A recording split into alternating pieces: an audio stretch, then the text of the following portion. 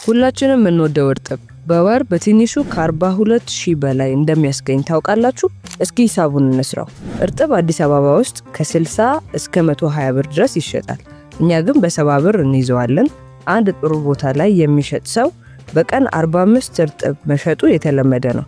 ስለዚህ 45 እርጥብ ሲባዛ በ70 ብር ሲባዛ በ30 ቀን 94,500 ይሆናል። አሁን ወደ ወጪው ስሌት እንሂድ። ትልቁ ወጪ ድንች ነው። 1 ኪሎ ድንች ለ4 እርጥብ ስለሚበቃ ለ45 እርጥብ 11 ኪሎ ከሩብ ይበቃናል። ግን እኛ በ12 ኪሎ እንይዘውና 1 ኪሎ ድንች 40 ብር ስለሆነ 40 ብር ሲባዛ በ12 ኪሎ 480 ይመጣል። ይህም በ30 ቀን ስናባዛው 14,400 ይመጣል።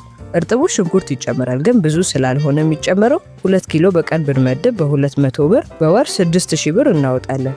ሌላው ዘይት ነው።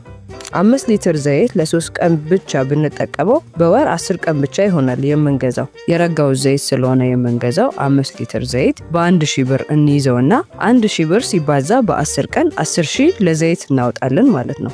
ሌላ ወጪ ዳቦ ነው። 45 ዳቦ ሲባዛ በ8 ብር ሲባዛ በ30 ቀን 10,800 ብር እናወጣለን።